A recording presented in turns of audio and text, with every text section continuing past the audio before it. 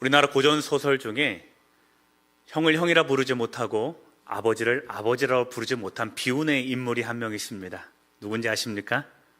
홍길동입니다. 맞나요? 우린 보통 홍길동전을 이렇게 기억합니다. 신분의 한계를 뛰어넘은 인물, 부조리한 사회와 맞서서 싸운 영웅, 그리고 마침내 새로운 나라를 세워가는 통쾌한 이야기.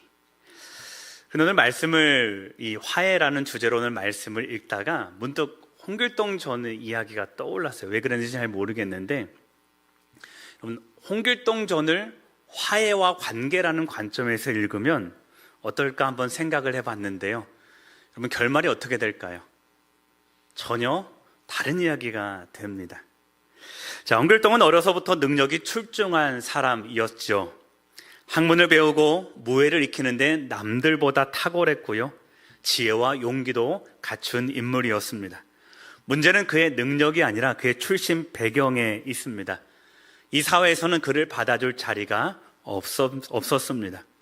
신분제 때문에 아버지를 아버지라 부르지 못하고 이 사회 안에서도 자신의 이름을 떳떳하게 드러낼 수도 없는 형편입니다. 기어이 자신을 인정해 주지 않는 아버지와 가족을 떠나서 활빈당이라는 의적단을 조직합니다. 그 후에 어떻게 됩니까? 탐관오리를 벌하고 또 백성들에게 박수받는 삶을 살아가지만, 그러나 관계적인 측면에서 보면 그의 상처는 여전히 해결되지 않죠. 홍길동의 명성은 결국 조정과 집안에까지 퍼지게 됩니다. 그러자 길동의 아버지 홍상직이라는 사람은 길동을 다시 집으로 불러 대면하게 되는데, 그 다시 만난 자리에서도 아들로 인정해주지 않습니다. 그 마음은 어땠는지는 모르겠지만 사회적인 체면과 한계 때문에 이 부자는 끝끝내 아버지와 아들이라는 관계를 회복하지 못하고 길동은 자신만의 길을 찾아 멀리 떠나버립니다. 홍길동은 이 사회적 측면에서 보면 성공한 인생처럼 보입니다. 그러나 그가 어린 시절에도, 그리고 청년이 되어 집을 나갈 때에도, 다시 큰 공을 세워서 집으로 돌아온 아버지를 만나는 그 순간에도 그에게는 화해되지 못하는 자리가 덩그러니 있었습니다. 그렇게 평생 관계를 회복하지 못하고 영영 이별하고 말았다. 홍길동의 끝을 관계적인 측면에서 보면은 새드 엔딩이죠. 갑자기 마음이 슬퍼오지 않습니까? 그럼 사실 회복되지 못한 관계, 그리고 화해하지 못한 관계는 우리 주변에서도 쉽게 찾아볼 수 있습니다. 관계가 어그러지면 화해가 필요하다고 말하고 교회 안에서도 화해의 중요성을 늘 말하는데요. 근데 참 이상하죠? 화해가 중요하다는 것 모르는 사람은 없는데 정작 화해에 이르는 길은 왜 그렇게 멀고도 험한지 모르겠습니다. 왜냐하면 제가 생각하기에 화해는 이 행동의 문제가 아니라 마음 깊은 곳에 이 삶의 중심의 문제이지 않을까 싶습니다. 더 나아가 지난주에 말씀드린 것처럼 이 화해라는 것은 믿음의 문제와도 연결되어 있기 때문일 것입니다. 바울은 본문에서 그러한 중심을 드러내고 있는데, 고린도 교회와 바울의 이 화해 문제, 관계의 문제를 두고 단순히 이제부터 잘 지내보자 하는 이 상투적인 말이 아니라 완전한 화해를 위해서 무엇이 필요한지를 바울은 구체적으로 제시하고 있는 장면을 오늘 말씀 가운데 보게 됩니다. 바울은 고린도후서 5장을 통해서 사도직의 네 번째 고백으로 무엇을 말합니까? 사도는 화목하게 하는 직분이다 라는 말로 5장을 시작했습니다. 그리고 지난 시간에 뭘 봤냐면 화목하게 하는 직분은 어떤 삶을 살아가는지를 세 가지로 살폈습니다. 첫 번째는요, 하나님의 일이 비방받지 않게 하는 삶을 살아간다. 두 번째는요, 인내와 성실로 살아간다. 마지막 세 번째는 하나님의 평가로 내 인생이 결정되니까 세상의 평가에 주눅들지 않는 인생을 살아가야 된다. 이 세 가지 삶을 함께 나누었습니다. 잘 기억하고 계시죠? 자, 이렇게 자신이 사도직에 대한 진정한 호소와 삶의 방법들을 이야기하고는 사도 바울은 하나님과 너희가 이제 화해했으니 지금은 나와 화해할 때이다 라고 하며 새로운 화해 단락들을 열어가고 있는데요.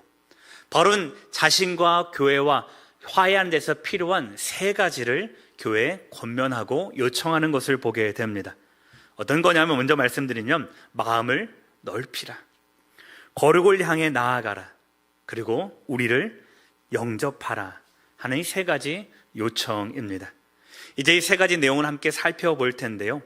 하나님이 우리에게 원하시는 화해의 길은 무엇인지, 그리고 우리가 어떻게 해야지 이 믿음에 입각한 화해의 삶을 살아갈 수 있는지 하나님의 은혜 가운데에 깨닫는 영이 우리에게 충만히 임하기를 소망합니다. 바울이 이 화해를 위해서 교회 가운데 가장 먼저 요청한 것은 우리를 향하여 마음을 넓히라 하는 요구이죠. 11절부터 13절까지 말씀인데요. 고린도서 6장 11절에서 13절까지 말씀을 우리 같이 한번 읽어보겠습니다. 고린도인들이여, 너희를 향하여 우리의 입이 열리고 우리의 마음이 넓어졌으니 우리가 우리 안에서 좁아진 것이 아니라 오직 너희 심정에서 좁아진 것이라. 내가 자녀에게 말하듯 하노니 보답하는 것으로 너희도 마음을 넓히라. 아멘. 우리가 이 말씀을 통해서 먼저 확인하게 되는 것은 뭐냐면, 바울은 교회를 향해서 먼저 마음을 열라라고 먼저 요구하는 것이 아니라 자기의 마음을 먼저 보여주었다라는 사실을 우리가 먼저 깨달아야 합니다. 바울이 뭐라고 하냐면 본문에서 너희를 향하여 우리의 입이 열리고 우리의 마음이 넓어졌다 하는 말로 시작을 합니다. 확인이 되시나요? 입이 열렸다라는 말은 어떤 뜻이냐면 마음이 완전히 오픈됐다라는 말입니다. 그리고 솔직하게 말했다라는 이야기입니다. 또 두 번째로는 마음이 넓어졌다라는 말도 있는데요. 관계가 다치지 않았다라는 뜻입니다. 그러니까 이 둘을 합해보면 어떤 말이 되냐면, 바울은 지금까지 교회로부터 오해도 받았고 사도직이 흔들렸으며 마음의 상처를 입었음에도 불구하고 바울 자신이 먼저 교회에게 나는 너희들을 향해 다 용서했다, 너희들의 오해와 나의 관계가 다시 한번 새롭게 맺어졌으면 좋겠다라고 하며 마음을 먼저 교회를 향해 열었다, 이 이야기가 바울의 말이 실로로 시작되는 겁니다. 자, 이렇게 보면 바울에게 문제가 있습니까? 교회가 문제가 있습니까? 화해하지 못했을 때?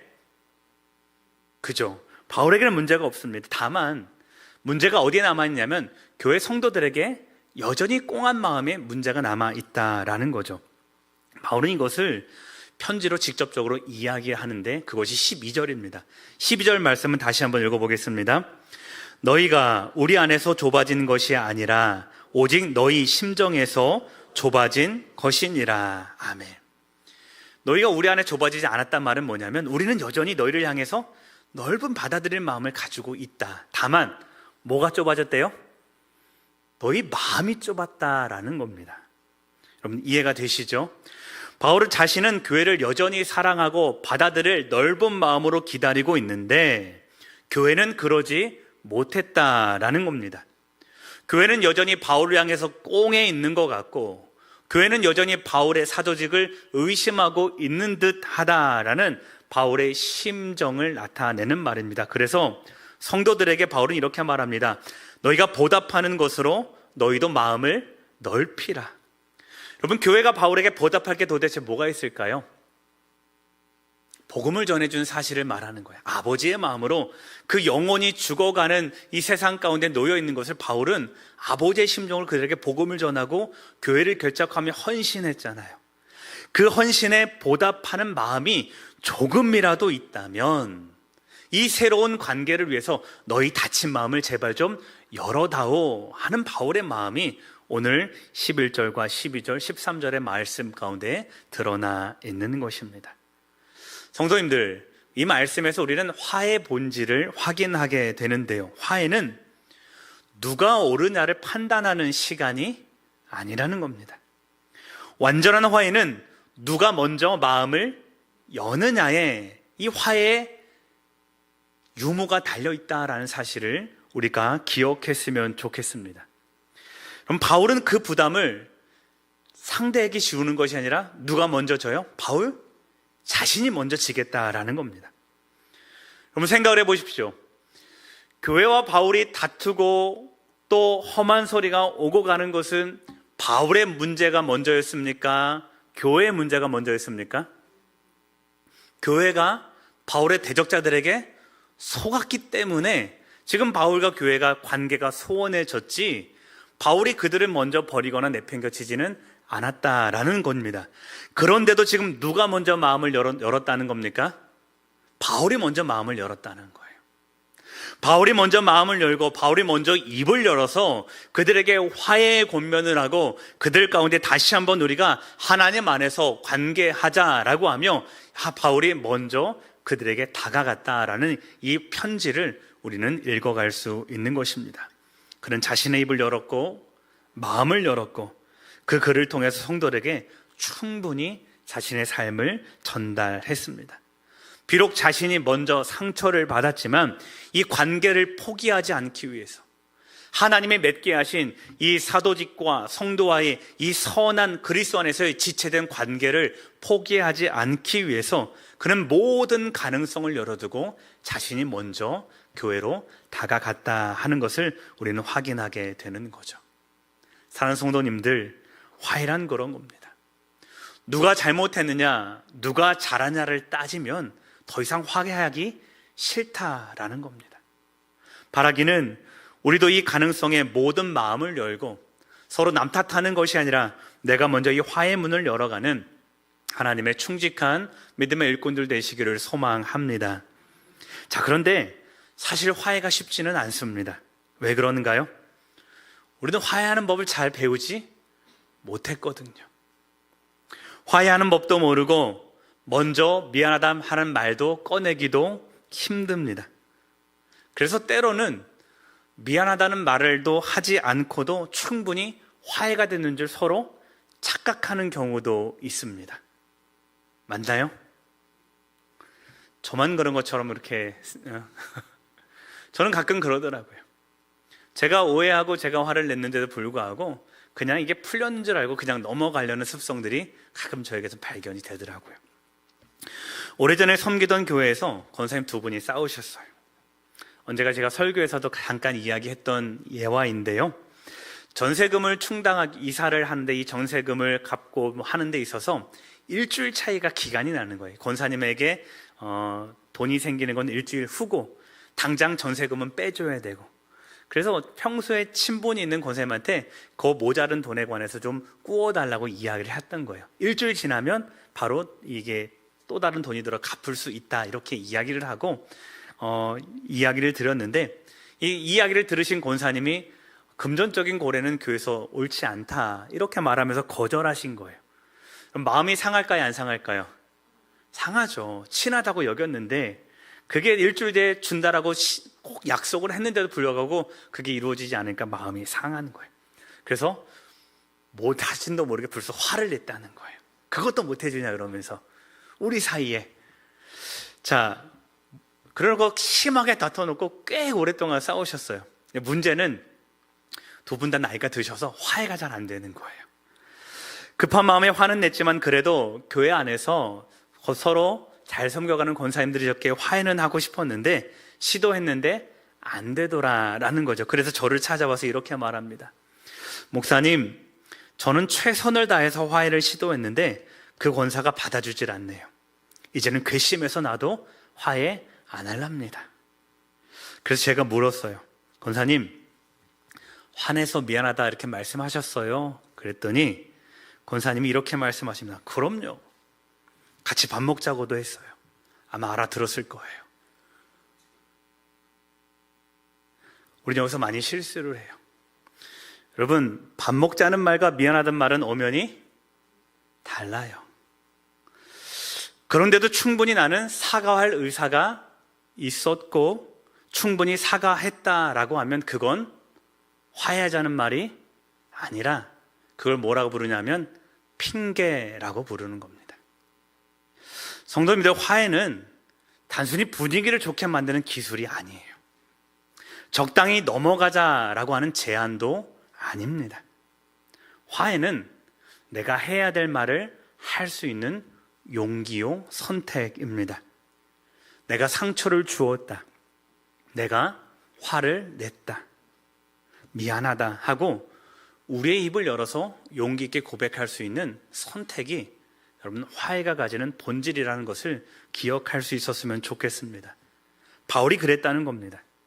그는 자신의 사도직의 권위를 들어서 내가 이 교회를 개척한 목회자인데, 내가 너희를 영적으로 다스리는 권위 있는 자인데 너희는 내 말을 듣지 않고 뭐 하느냐라고 하며 자신의 권위를 내세우는 것이 아니라 때로는 침묵하며 이제 너희와 관계하지 않겠다라고 하며 공동체와의 관계를 포기하는 것이 아니라 자신이 먼저 상처를 받았음에도 먼저 미안하단 말하고 거절당할 위험을 감수하면서도 이전에 감추어진 편지를 통하여서 충분히 사과하고 다시 한번 우리가 하나님 안에서 선한 믿음의 관계를 유지하자라고 용기 내어 마음을 넓혔다라는 것이죠. 사랑하는 성도님들, 바울의 권면은 단순합니다. 마음을 넓히는 겁니다. 우리도 이 마음을 선택하셨으면 좋겠습니다. 옳고 그름을 따지고 분별하는 것 이전에 우리가 하나의 몸된 교회를 유지하기 위해서, 그리고 하나의 사랑하는 가정을 만들고 사랑하는 공동체를 유지하기 위해서 우리의 마음을 열고 우리 입술을 열고 그렇게 우리의 모든 것들을 넓혀서 진정한 화해를 실천하고 화해를 살아가는 복된 성도의 삶 되시기를 주님의 이름으로 축복합니다. 두 번째 화해를 위한 바울의 요청은 하나님을 경외함으로 거룩함에 이르라 하는 부탁입니다. 7장 1절의 말씀을 같이 읽겠습니다. 그런즉 사랑하는 자들아, 이 약속을 가진 우리는 하나님을 두려워하는 가운데서 거룩함을 온전히 이루어 육과 영의 온갖 더러운 것에서 자신을 깨끗이 하자. 아멘. 앞에 펼쳐지는 6장 14절에서 7장 1절까지는 전체적인 주제가 뭐냐면 거룩함에 이르자 하는 말씀인데요. 그럼 생각해보면 전개가 좀 이상하지 않나요? 화해를 위해서 바울이 조금 전에 뭘 요청했습니까? 너희의 마음을 넓게 해라 요청해 놓고는 그 다음에 뭘 하라는 거예요? 너희가 거룩함에 좀 이르렀으면 좋겠다. 이상하지 않나요? 화해하는 것과 교회가 거룩함에 이르는 것이 도대체 무슨 관계일까요? 제가 김득분 권사님이랑 막 싸웠어요. 그리고 이전까지는 권사님 우리 서로 마음을 좀 넓힙시다 이렇게 얘기를 해놓고 두 번째로 또 하나 부탁할 거는요, 권사님 거룩해지십시오 이렇게 했다는 거예요. 그러면 논리가 전개가 되나요? 이야기가 왜 나왔냐면 사실 이 말씀은 고린도 교회 성도들이 왜 바울에게 마음을 열지 못하고 있는지 그 이유와 근거를 이야기하고 있는 겁니다. 자, 그러니까 앞단락에서 마음을 넓히라 한 바울은 혹여 교회가 그렇지 못하는 이유를 바울 나름대로 생각해내고는 너희가 나와 화해를 위해서 너희의 거룩을 조금 힘썼으면 좋겠다라고 믿음의 당부를 했다라는 것입니다. 자, 고린도 성도들이 뭐 때문에 바울에게 마음을 열지 못했을까? 14절 이하에서 답을 찾을 수 있는데 6장 14절과 15절 말씀을 우리 같이 읽어보겠습니다. 너희는 믿지 않는 자와 멍에를 함께 매지 말라. 의와 불법이 어찌 함께하며 어둠이 어찌 사귀며 그리스도와 벨리알이 어찌 조화되며 믿는 자와 믿지 않는 자가 어찌 상관하며. 아멘. 무엇 때문에 화해하지 못한다는 거예요? 교회의 삶이, 성도들의 삶이 지금 다른 가치들과 얽혀 있다는 거예요. 바울은 이 표현을 뭐라고 표현했냐면 믿지 않는 자와 뭘 함께 맺고 있다는 거예요? 멍에를 함께 맺고 있기 때문에 나를 용납하지 못하는구나 이렇게 생각했다라는 거죠. 여러분, 이 멍에라는 말은 어떤 뜻이냐면 삶의 방향과 가치를 함께 공유한다라는 뜻이에요. 멍에가 뭘까요? 여러분, 멍에는 잘 아시죠? 어깨라, 소도 어깨라 그러나요? 소 등이라 그러나요? 머리 바로 와 있는 여기 소 어깨에 나무로 된 쟁기를 끄는 이 나무로 된 도구를 하나 매두는데 그거를 멍에라고 합니다. 오늘 특별히 여기서 바울이 말하는 멍에는 쌍멍에예요. 소 두 마리 사이에 둘의 목에다가 이렇게 양쪽에서 중간에 큰 쟁기를 끌 때 소 두 마리에 매는 쌍멍에를 말하는 거예요. 자, 쌍멍에를 맨 두 마리 소가 있다고 한번 생각을 해보면 힘센 놈이 갑자기 마음에 안 들어서 앞으로 가지 않을 거야 라고 딱 서버리면 어떻게 돼요? 다른 놈도 어떻게 돼요? 멈춰버리게 되는 거예요. 또 한 놈이 뿔이 나가지고 갑자기 저쪽으로 확 튀어나가면 가만히 있던 놈도 어떻게 해요? 몽에 끌려서 같이 가게 되는 거죠. 지금 바울은 교회가 그런 지경에 놓여 있다라고 보는 거예요. 그들이 여전히 하나님과 화해했다고 말하지만 실상 그들의 삶은 어떻다는 거예요? 여전히 세상의 기준과 세상의 사람들의 인정과 심지어는 우상 숭배하는 일 가운데 교회가 가득 멍에를 함께 메고 있으니 그리로 끌려가면 교회도 그리로 확 잡혀가고 이리로 가자면 교회들 이리로 확 잡혀가니 그들이 온전한 경건에 이르지 못했다라는 것입니다. 그래서 바울은 질문하듯 던지는 겁니다. 의와 불법이 어찌 함께하며 그리스도와 벨리알이 어찌 조화되며 하나님의 성전과 우상이 어찌 일치하겠느냐. 다른 둘 사이에 너희가 저쪽 다른 쪽과 세상과 같이 멍에를 메고 있는데 아무리 우리가 선한 믿음의 교제를 한들 너희가 나와 함께 할 수 있겠느냐 하고 말하는 것이죠. 여기서 또한 한 가지를 깨닫게 되는 것은 우리가 화해를 위해서 마음을 열지 못하는 이유를 대부분 마음의 상처나 원망과 분노 때문이라고 생각하겠지만 성경은 그것을 거룩의 변질 때문이라고 이야기하고 있다는 것도 우리가 함께 살펴보셨으면 좋겠습니다. 단지 사람이 미워서가 아니라 그를 받아들이면 어떻게 된다는 거예요? 그와 생각도 공유해야 되고 그와 삶의 가치도 나누어야 되고 원치 않는 그의 자랑도 내가 들어줘야 되고 여러분 이거를 일치하기가 싫다라는 거죠. 오늘 본문의 말씀도 그런 겁니다. 고린도 교회가 왜 바울을 받아들이지 못했을까요? 서운함 때문입니까? 물론 그런 이유도 있겠죠. 그런데 더 근본적인 이유는 이미 교회가 세상의 가치와 많은 것들을 공유하고 있기 때문에 바울과 함께 영적인 것을 공유하면 누굴 따라가야 되는 거예요? 세상을 따라가야 되는 거예요? 바울을 따라가야 되는 거예요? 바울을 따라가야 되는 거예요. 그런데 이미 세상이 너무 좋은 거죠. 이미 내 자랑이 너무 넘치는 거죠. 그런 삶에 내가 푹 빠져 있다 보니 바울과 멍에를 같이 하게 되는 순간 이 삶의 위기가 찾아오니 화해하기 싫은 겁니다. 사랑하는 성도님들, 우리는 종종 화해를 사람과의 관계로만 이야기합니다. 세상은 그럴 수 있을 것 같아요. 말을 좀 잘하면 되고 내 태도를 좀 겸손히 하면 되고 시간이 지나면 자연적으로 우리의 분노는 사그러지니 그것이 해결해 줄 것이다. 세상은 이렇게 말할 수 있습니다. 그러나 그리스도의 공동체는 달라야 합니다. 성도의 화해는 기술의 문제가 아니라 거룩함의 문제까지 연결되어 있다는 것을 우리가 반드시 명심하셨으면 좋겠습니다. 하나님을 두려워하는 마음을 그러니 내 삶을 다시 한번 정돈해 보십시오. 내 감정을 정돈하고 내 자존감을 다시 한번 정돈하고 그렇게 새롭게 그리스도의 안에서 관계를 새롭게 거룩함으로 정돈해 가는 것, 여러분 이것이 화해를 위한 개인적인 노력이요 필수적인 사항임을 우리 함께 고백할 수 있었으면 좋겠습니다. 사랑하는 성도님들, 아직도 화해되지 못한 관계가 혹 우리 공동체 안에 있다면 관계만 붙들고 씨름하지 마십시오. 내 안에 거룩함의 문제를 먼저 돌아보십시오. 하나님 앞에 보기에 나는 어떤 모습인가? 주님, 내 마음이 지금 무엇에 붙들려 있습니까? 나의 자존심입니까? 나의 억울함입니까?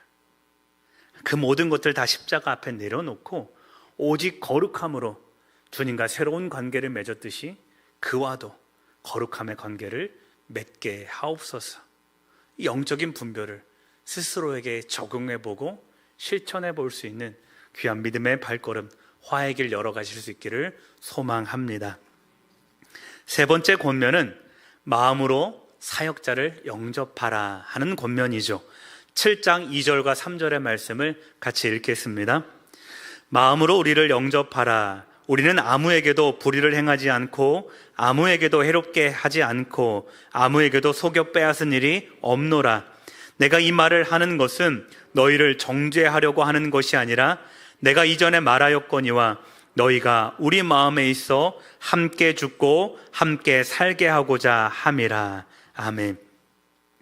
바울은 이제 이렇게 거룩함을 행하라 라고 교회에 부탁을 하고는 다시 한번 화해를 위해서 권면하는 것은 뭐냐면 마음으로 우리를 영접하라 라고 권면합니다. 이 말을 조금 더 정확하게 하면 이것은 단순히 감정적으로 마음을 넓히라는 것이 아니라 조금 더 정확하게는 뭐냐면 마음을 넓혀서 우리를 받아주어라 하는 부탁입니다. 여러분 생각해 보십시오.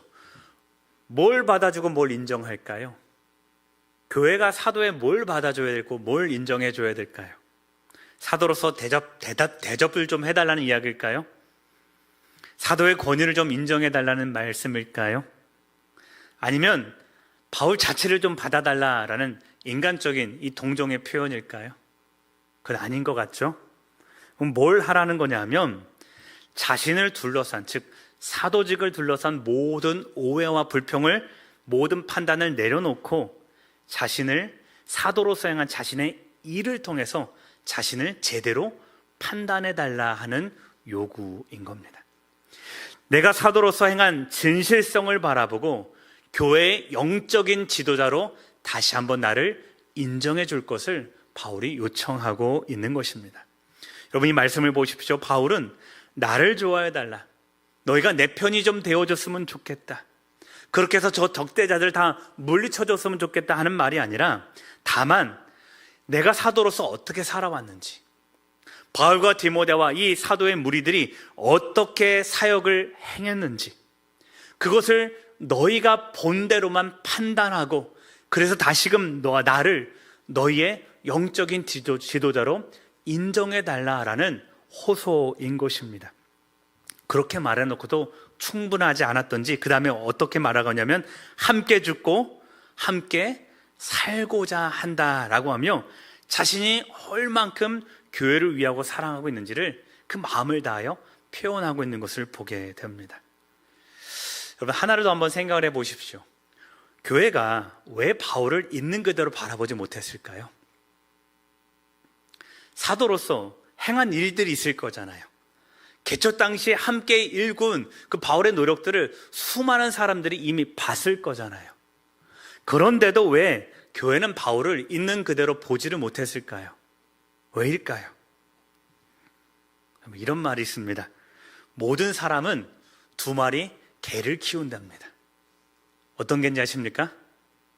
선입견과 편견입니다. 비슷하죠? 이 두 마리의 개가 자라서 우리 마음에 이 둥지를 틀면 우리는 더 이상 그 사람을 만나는 것이 아니라 그 사람의 그림자만 만나게 된다라는 것입니다. 그렇게 되면 그 사람이 아무리 진실되게 말해도 내게 비춰진 내 마음의 꽈리를 들은 그 그림자로 판단하게 되고, 그가 아무리 교회를 사랑하고 헌신한다 하더라도 그 헌신도 왜곡되어 보이게 될 수밖에 없다라는 것입니다. 그래서 선입견과 편견이 그래서 무서운 겁니다. 또한 우리가 다른 사람의 험담하는 말에 귀 기울이지 말아야 될 것도 여기에 있는 겁니다. 다른 사람에 대한 비난과 험담이야말로 여러분 안에 편견과 선입견을 키우는 사단의 속삭임이라는 것을 여러분 반드시 기억하시길 바랍니다. 오늘부터 반드시 주의하세요. 내가 봤는데, 그럼 다른 사람 이야기하면 뭐라고 말해야 돼요? 이 사단아 물러가라. 그러지 않으면 여러분 안에서 사람을 정죄하게 되어 있어요. 내가 본 것이 아니면, 내가 판단하는 것이 아니면, 내가 들은 것이 아니라면, 내가 그 사람과 직접 대면하는 것이 아니라면, 혹 그렇다 하더라도 정직하게 물어보지 않은 그의 태도에 관해서는 여러분 판단하지 마시고 선입견을 가지지 않기를 바랍니다. 그럼 마지막으로 한번 생각해 보십시오. 바울은 왜 마음을 넓혀서 사도들을 받아달라고 했을까요? 공동체의 회복을 위해서 그렇습니다. 바울을 받아들이는 문제는 바울 개인의 문제가 아니라 교회가 영적으로 죽고 사는 문제이기 때문에 그렇습니다. 바울을 통해서 일하시는 하나님의 사역이 여전히 고린도 교회에 남아있다라는 거예요. 바울을 통해서 일하고자 하시는 성령의 움직임이 여전히 바울 가운데 움트리고 있는데, 교회가 바울을 받아들이지 않으면 그 사역이 교회에 전해집니까? 안 전해집니까? 전해지지 않는다는 거죠. 영적으로 더 이상 공급받지 못하고 그리스도의 인품과 성품과 그의 천국 복음이 더 이상 교회에 전해지지 않으면 교회가 어떤 모습이 될지를 뻔히 알기 때문에 바울은 자신의 어떠함이 아니라 교회의 영적인 호흡과 생명을 위해서, 공동체의 생명을 위해서 나를 제발 사도로서 받아달라, 이 이야기를 권면하고 있는 것입니다. 마음이 다친 채로는 관계가 이루어질 수 없는 겁니다. 마음이 다친 채로는 선입견과 편견 때문에 앞에서 아무리 목사로서, 앞에서 아무리 하나님의 사도로서 말한다 할지라도 그 말이 교회와 성도 가운데 들어가지 않는다라는 것이죠. 그래서 바울은 끊임없이 오늘 세 번 다 이렇게 요구하는 것입니다. 너희의 마음을 넓혀라. 너희의 거룩함을 회복해라. 마음으로 우리를 받아달라. 사랑하는 성도님들, 화해는 감정의 소가 아닙니다. 화해는 하나님의 사역을 위한 우리의 선택적인 양보이고 그 공동체의 생명을 위한 우리의 믿음의 발걸음이 된다라는 사실을 다시 한번 기억했으면 좋겠습니다. 그러니 우리가 거룩함 안에서 서로 안에 새로운 영적 질서를 위해서 화해하고 하나님의 평안으로 하나됨을 이루어가는 우리 교회가 되었으면 좋겠습니다. 이제 말씀을 마무리하겠습니다. 오늘 바울은 굳어있는 마음을 열어라 라고 말합니다. 하나님 앞에 다시 한번 거룩함을 회복하라 이야기하고요. 마지막으로 너희 영적인 성수, 공동체의 회복을 위해서 우리의 사도됨을 받아달라 이야기를 합니다. 우리 안에선 뭐가 필요할까요? 우리 안의 화해와 우리 안에 하나님의 복음의 회복을 위해서는 우리에겐 뭐가 필요할까요? 동일할 것입니다.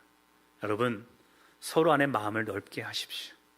그리고 내 안에 거룩함이 훼손되지 않는지, 거룩함이 변질되지 않는지 다시 한번 스스로의 믿음을 점검해 보십시오. 그리고 마지막으로서 우리가 서로를 믿음을 다하여 최선을 다해 생명을 위해서 서로를 영접할 수 있는 믿음의 결단이 우리 안에 임했으면 좋겠습니다.